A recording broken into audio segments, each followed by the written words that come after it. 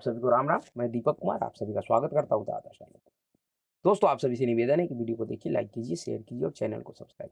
दोस्तों, हमारे राम लल्ला अयोध्या में क्या पधारे, मोदी विरोधी खेमे में हड़कंप मच गया है।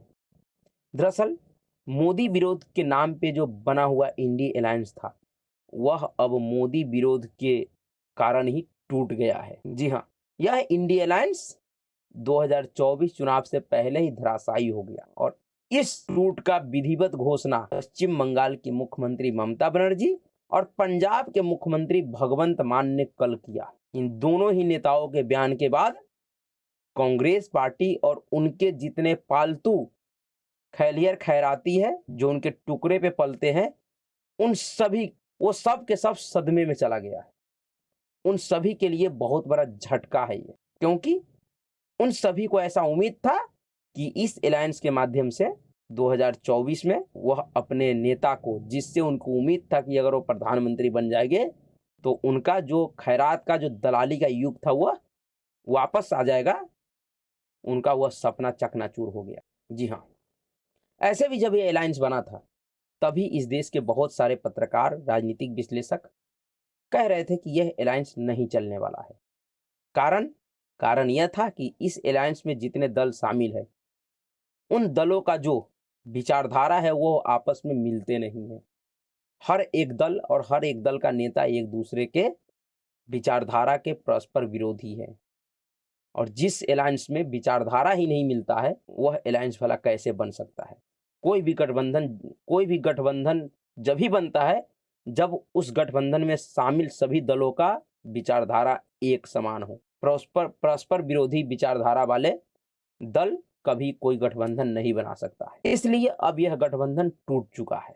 ममता बनर्जी ने क्या कहा है, पहले उनकी बातों को समझते हैं, फिर समझ में आएगा कि इस गठबंधन को टूटने में मोदी विरोध ही कैसे कारण बना है। लोकसभा चुनाव से पहले विपक्षी इंडिया गठबंधन को पश्चिम बंगाल में जोर का झटका लगा है। पश्चिम बंगाल के मुख्यमंत्री और तृणमूल कांग्रेस टीएमसी के प्रमुख ममता बनर्जी ने एकला चलो का नारा दे दिया है। ममता बनर्जी ने ऐलान कर दिया कि टीएमसी लोकसभा चुनाव में अकेले ही चुनाव मैदान में उतरेगी। ममता के इस ऐलान के साथ ही विपक्षी इंडिया गठबंधन की तस्वीर और भविष्य पर संकट के बादल गहरे हो गए हैं। ममता बनर्जी ने जब यह ऐलान कर रहा था तो उनके चेहरे से उपेक्षा और तल्खी झलक रही थी। उन्होंने कहा कि मैं जो भी सुझाव दिए वह सभी नकार दिए गए।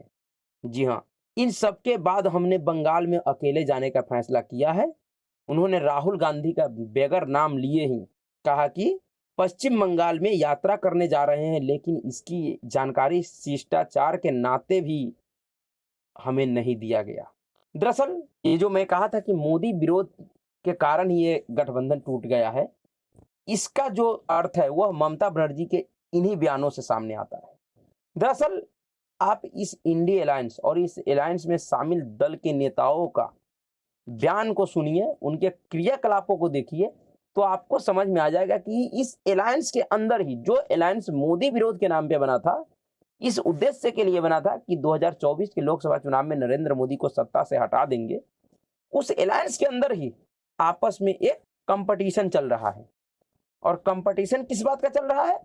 कंपटीशन इस बात का चल रहा है कि 2024 के लोकसभा चुनाव में नरेंद्र मोदी के खिलाफ सबसे प्रमुख चेहरा, सबसे कट्टर विरोधी चेहरा के रूप में कौन उभरेगा। जी हाँ, ये जो तथाकथित भारत जोड़ो न्याय यात्रा चल रहा है कांग्रेस पार्टी का, जिसके ऊपर ममता बनर्जी ने नाराजगी जताया है, और सिर्फ ममता बनर्जी नहीं, जितने भी क्षेत्रीय छत्रप है, जिन जिन राज्यों से यह यात्रा जा रहा है और जिस तरीके से इस यात्रा का रोड मैप तैयार किया गया है, इससे हर एक क्षेत्रीय छत्रप परेशान है, सब इसका विरोध कर रहा है।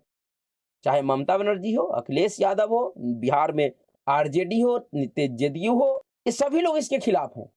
और ये जो यात्रा हो रहा है, इसका एकमात्र उद्देश्य यह है कि 2024 के लोकसभा चुनाव में राहुल गांधी को मोदी विरोधी चेहरे के रूप में स्थापित किया जा सके।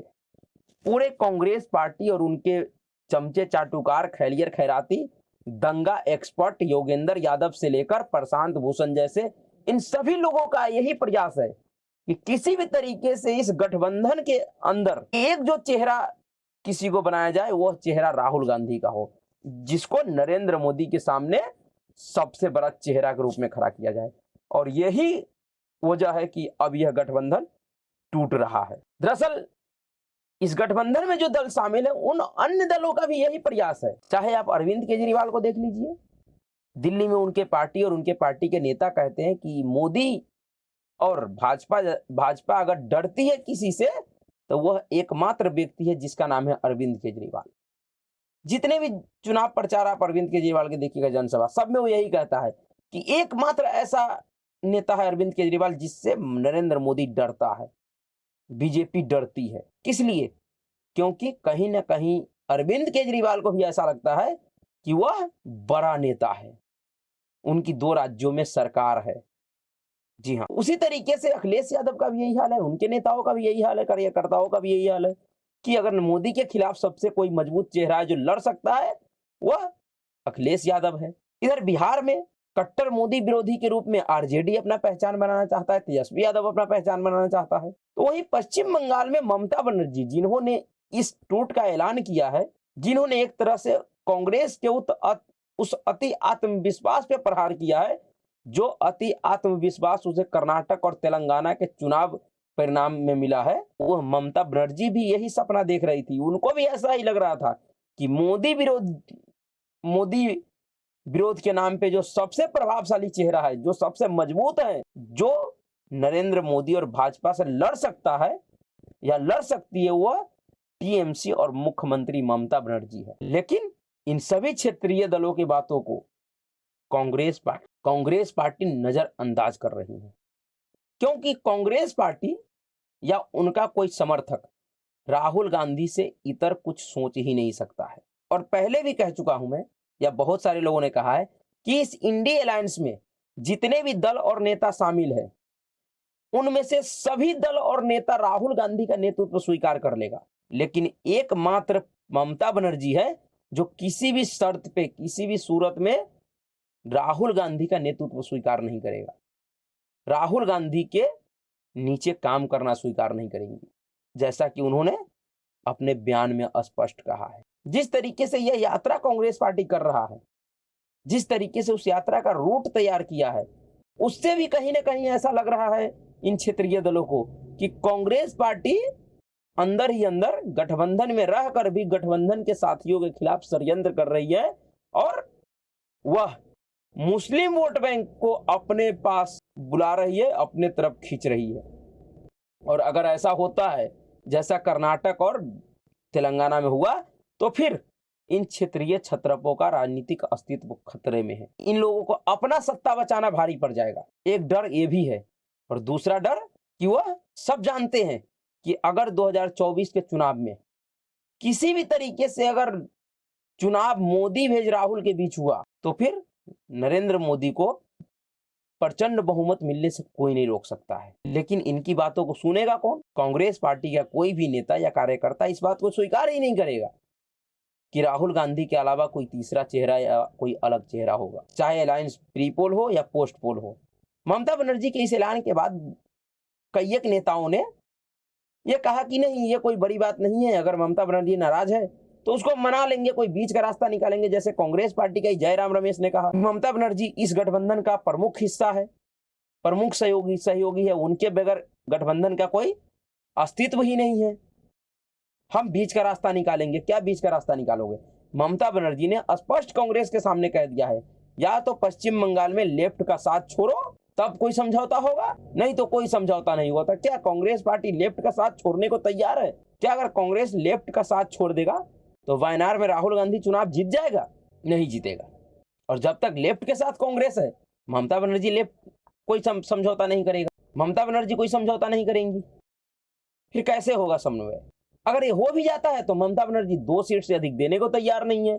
तीसरे सीट के लिए उन्होंने शर्त लगा दिया है सोनिया गांधी के सामने कि अगर तीसरा सीट चाहिए कांग्रेस को तो उसके लिए सोनिया गांधी को ममता बनर्जी को फोन करना पड़ेगा, किसी और को नहीं, सोनिया गांधी को। यानी कि एक तरीके से ममता बनर्जी ने कांग्रेस पार्टी और सोनिया गांधी को घुटनों के बल बैठाने के लिए मजबूर कर दिया है। घुटने टेकवाने का पूरा प्रबंध कर दिया। जो अधीर रंजन चौधरी ने कहा था ना कि कांग्रेस भीख नहीं मांगेगी, तो ममता बनर्जी ने कांग्रेस के सामने भीख मांगने के अलावा कोई ऑप्शन ही नहीं छोड़ा है। तो क्या जयराम रमेश के कथन के अनुसार कांग्रेस भीख मांगेगी? क्या सोनिया गांधी भीख मांगेंगी? ये पूरा जो इंडी अलायंस है, यह इंडी अलायंस सिर्फ और सिर्फ अब एक तमाशा बन के रह गया है। इस इंडी अलायंस का कोई मतलब नहीं रह गया है, इनका राजनीति से कोई लेना देना ही नहीं रह गया है। यह इंडी अलायंस अब सिर्फ लोगों को भ्रमित करने का काम कर सकती है, इसके सिवाय इनके बस का कुछ है नहीं। ऐसे भी अगर ये इंडी अलायंस ना भी टूटेगा, बना भी रहेगा, तो भी कोई सेहत पे फर्क नहीं पड़ने जा रहा है 2024 में नरेंद्र मोदी के ऊपर। लेकिन अगर टूट जाता है तो एक नैरेटिव जनता के सामने जाएगा कि जब परस्पर विरोधी विचारधारा के लोग एक साथ आते हैं तो उसका क्या असर होता है। ऐसे भी देश का जनता समझता है, उनको पता है कि यह अलायंस किस लिए बना है।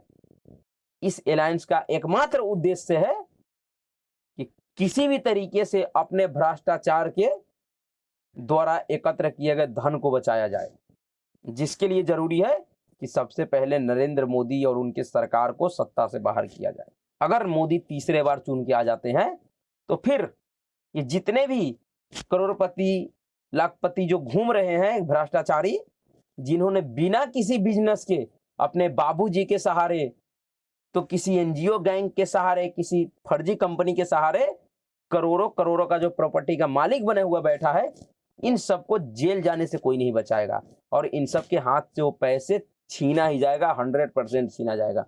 अगर उससे सुरक्षा चाहिए तो फिर मोदी को रोकना आवश्यक है। लेकिन रोकेंगे कैसे? मोदी को रोकने के लिए इन्होंने एक अलायंस बनाया था, अब वो अलायंस भी टूट गया। अब क्या करेंगे? कोई उपाय भी नहीं इनके पास। अब सिर्फ इस देश का जनता इस इंडी अलायंस और इसमें शामिल दल के नेताओं से मजे ले, मनोरंजन करे, इससे ज्यादा इसके लिए सोचने का कोई अर्थ ही नहीं बनता है, कोई मतलब ही नहीं रहता। ऐसे ही मजे लेते रहिए, मस्ती करते रहिए और 2024 का चुनाव का आनंद लीजिए और फिर से एक बार नरेंद्र मोदी को एक प्रचंड बहुमत का साथ दीजिए। अभी के लिए इतना ही। अगर आपको वीडियो अच्छा लगा तो वीडियो को लाइक कीजिएगा, शेयर कीजिएगा, चैनल को सब्सक्राइब कीजिएगा। नमस्कार।